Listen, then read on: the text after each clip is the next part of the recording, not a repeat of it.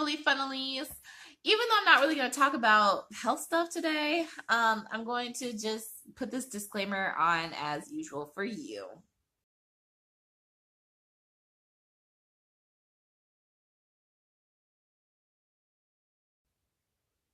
Okay, you read it? Promise not to sue me? Okay. Uh, moving on. So I'm going to share with you a little bit more about why I blog autoimmune protocol. Now, you may have already seen my introduction video. You may have already seen my blog post about why I blog AIP, but this is a video that's going to go a little bit more into it and a little bit more about, I guess, my recent revelations with autoimmune protocol, um, about, I guess, really like my motivations why I'm doing this. Because right now, I'm just like in transition and I'm still trying to figure out how I want to proceed with autoimmune protocol because now I've been pretty irregular with it. I was very consistent, very firm with it for the longest time, and that was what made me lose my weight is being so diligent with it for a very long time. But I've learned not to be too hard on myself if I have a day where I eat regular food. Because I mean, you have to have balance, and as long as it's not like every day, of course, little things can become big down the road. So I am definitely trying to keep my weight into consideration. I'm trying to lose weight now.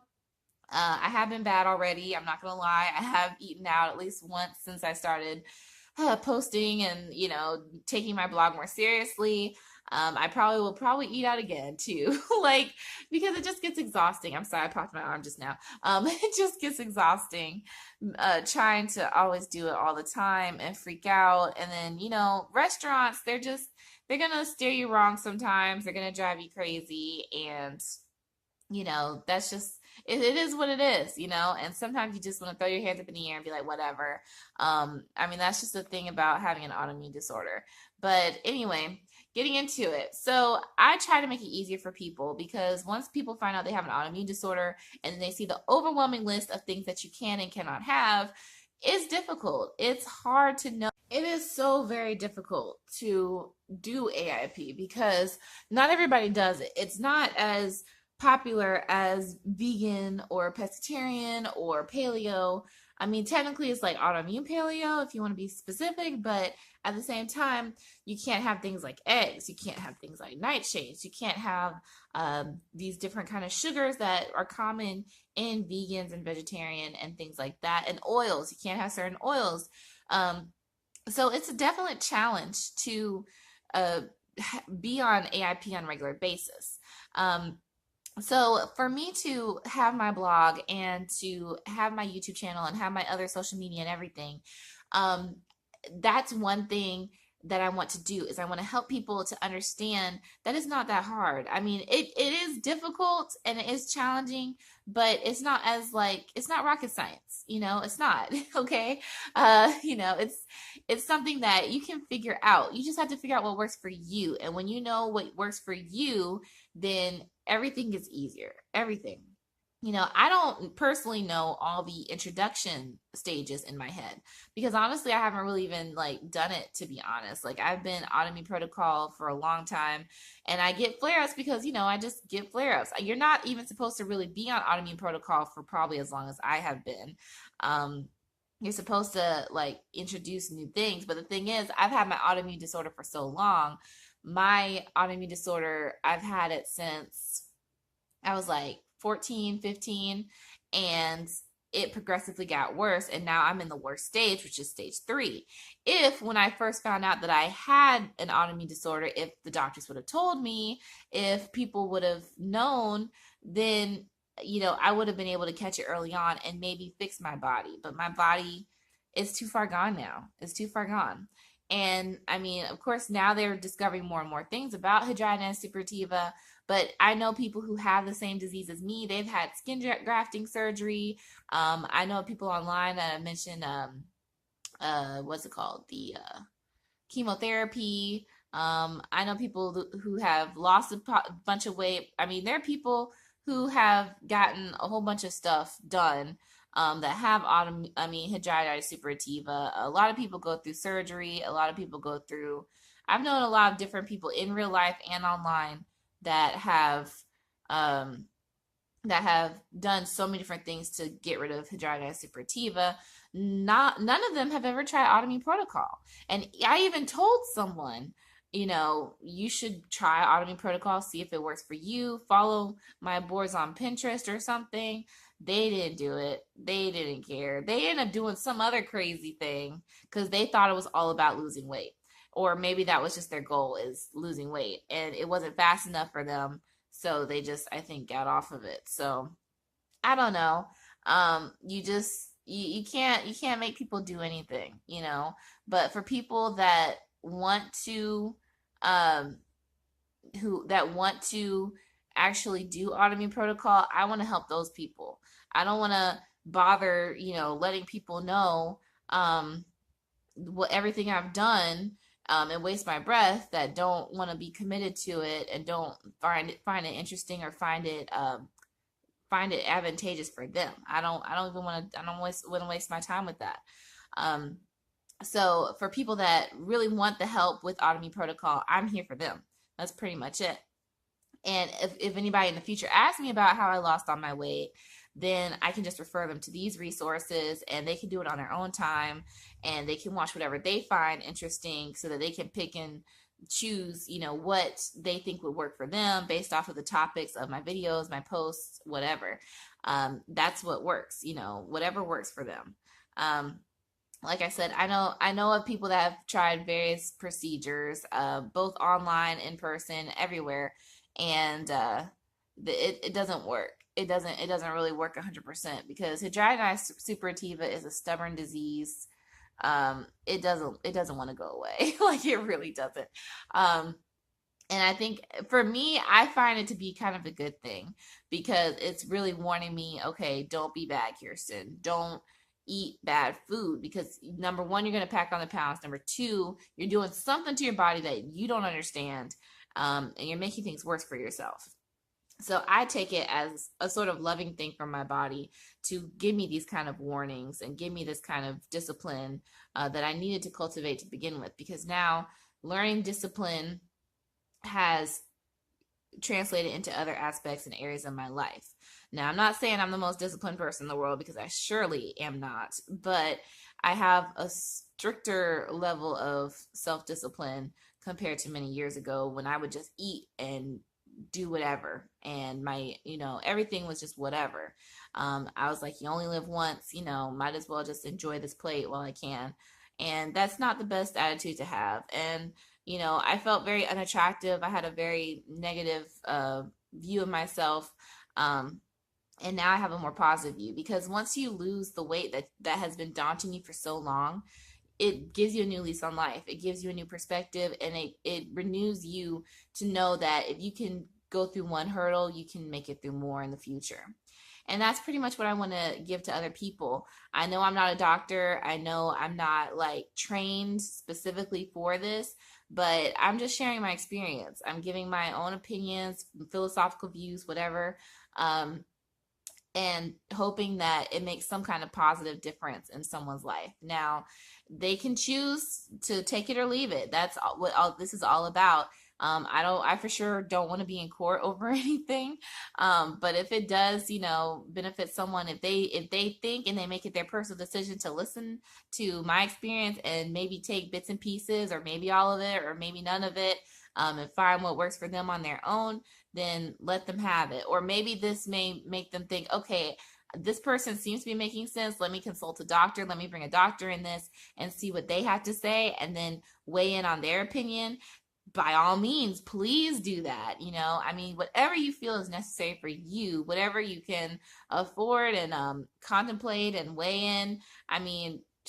Have at it, please. Like, this is your health. If your health doesn't have a level of importance in your life, you really, really need to reconsider that. You really need to consider having health be a central focus of your life. Not only your physical health, but your emotional health, your mental health. Health is so important to how we live. And that's what I want to help people. I want to help people become healthy in every aspect possible. And unfortunately, for a lot of people, sometimes, at least for me, it had to start with the physical. If I hadn't physically seen my body actually change, something I never thought would happen, then I don't know if I would have been able to change my mentality. I mean, to be honest, and I'm not saying and I'm not even gonna say that losing weight made men more attracted to me. I think in a way it did, but I think losing weight wasn't just about the physical aspect of it. I think at least, half of it had to be the mental aspect of it, because not only did I lose weight, I also lost my excuses. I lost my negative and low self-esteem. I lost all that along with my weight. And once I lost all that, then I think that's what made the opposite sex notice me more, because I don't care anymore. I didn't really care much before about being with a guy, but I think I came off as a little more needy and stuff. And I could see why a guy wouldn't find that attractive. But now, it's like, I know I'm pretty to some people. I know I'm not the most gorgeous person. There are girls that are way prettier and hotter pretty much than I am. I know, like, on a scale of 1 to 10, if I'm going to be very objective, I'm probably like a 6 or a 7, probably 6, 7 with makeup, maybe. So I'm not trying to be like this hottie patati, whatever. I'm just being me, and I'm happy with myself, and I'm happy with, well, I'm not really happy, because I just feel like happy is a transient feeling, but I think I'm content for the most part. Of course, there are lots of things I do want to improve in my life, and one of those things is my level of creativity and my outlets for creativity, so that I'm not too busy focusing on me and my problems. I want to help other people with their problems, and I want to be able to put things out there to kind of leave a sort of legacy. I want to know that I did something on this earth. If I were to randomly go away in like a car accident or whatever have you, or some other freak accident, or just even in my sleep or whatever, maybe 50 years from now, I don't know. I want there to be more to me than just what I've been going through day to day. I want to make some sort of impact on other people's life. And if this is able to make a positive impact, then I would feel like that would be like one of the best things ever. I'm getting teary-eyed now. Oh my gosh, stop. But yes, so, there is like a lingering hope that I make money from this, because I am really tired of always working for people. But right now I have a perfect job. Like, my job is like the best job ever, but it is part-time. So I can't, it might go full time, it might not. It's a good thing that's part-time, because I'm able to do more things to help others, including this blog. But there's also a lot of other things in my life going on where I'm helping out a lot of other people. But it's been perfect in the fact that it's been balanced. I'm appreciated. I get to do a lot of different things that I have my strengths for, with computers and technology and things like that. And I really love helping out the people and helping them to get things accomplished. So I'm really happy with that. Like, my job is like my best part. And I know that's crazy. Well, not crazy, but it's rare for someone to actually love their job, because I do. But I want to create my job. I think I want to love and create my job and have more control over my job. Because, with any job, you have different factors that they're just out of your control, and you just got to let them go. And while I have great supervisors that handle that, at the same time, I don't know. I just feel like I want something that is a little bit more challenging to me, something where I have to figure stuff out, and something where I have to deal with people in a way that I have never dealt with them before. Usually I'm very strong with my customer service skills, because, you just treat other people how you would want to be treated if you were a customer. I don't see how that's too big of a deal. Granted, people have a bad day, and granted, situations can be difficult where people want to take advantage of you, whatever. But at the same time, I do it because I want to see gratefulness from people.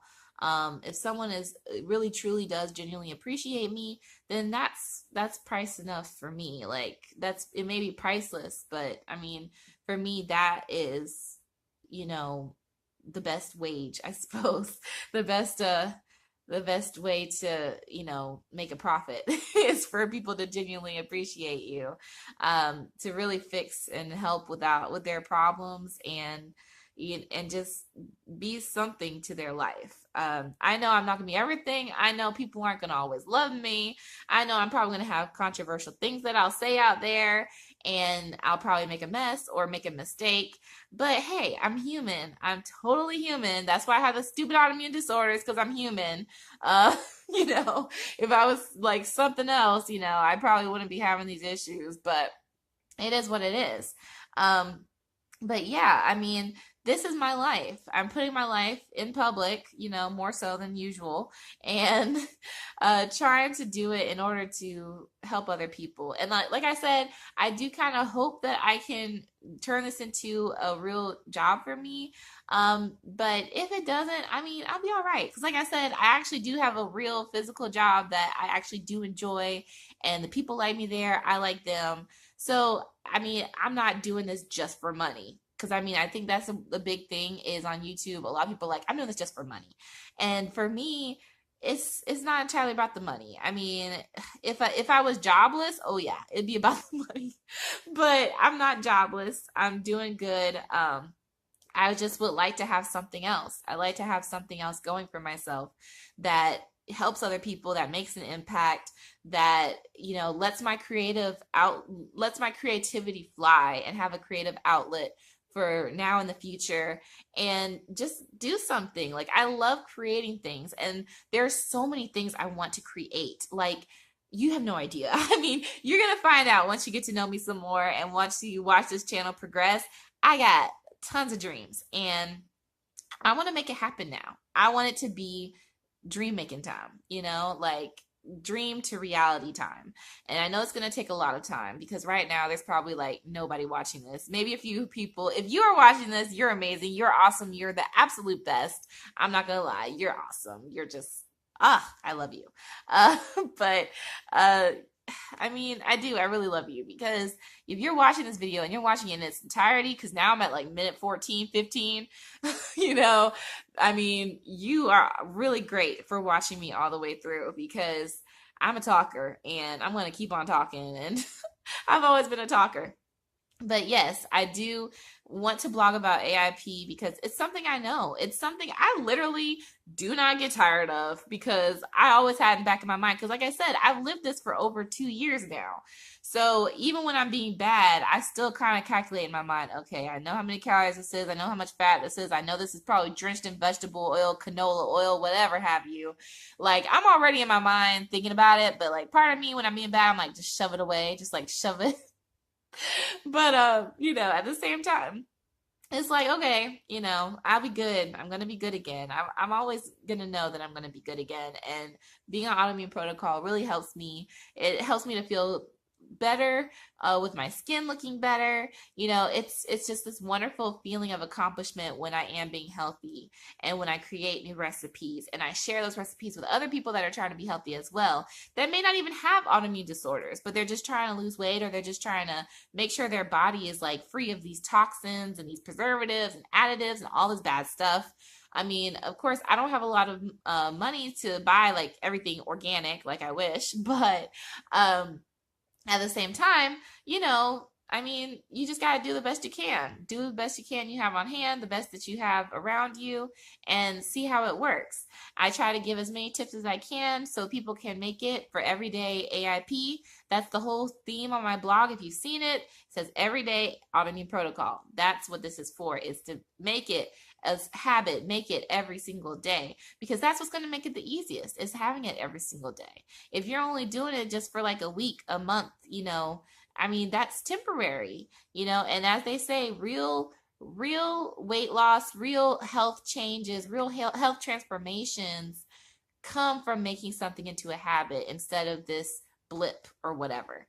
Now, it might become a big thing that when I show more videos about losing over 125 pounds and then losing another 50 pounds from doing this diet, once I stick with it, it might become a big trend, and a lot of people may want to do it, turn to a fad diet. that's the last thing I kind of want. A lot of people want to know how I've lost the weight. A lot of people think that it's cool and it's great, but I don't want the pressure to be about the weight, okay? My pressure came from my autoimmune disorder. My autoimmune disorder was the motivating factor as to why I stuck with it for so long and why I needed to have it and why I still need to have it to this day, to be on autoimmune protocol. But you do need to consider what's going on with your body, and do consider a doctor, do consider other blogs besides mine, and weigh in on everything for you. Autoimmune protocol is designed to be temporary. For me, like I said, because I have hidradenitis suppurativa and I've had it for over a decade now, I've had to do it for an extended amount of time. And now they've just come out with information saying, oh, you need to avoid brewer's yeast. And now I got to figure out what in the world brewer's yeast is. But until then, I still have autoimmune protocol on the brain. So for now, I'm going to just continue on with autoimmune protocol and try to combine it and make it brewer's yeast free at the same time, so that I can not only regulate my intake of things that are not going to, so I can regulate my flare-ups pretty much, and regulate my intake in order to not have flare-ups, and so that I can continue on without having these sorts of issues. So I'm gonna continue on with this, and I'm gonna continue on with more and more tips coming your way. Until then, have a wonderful day.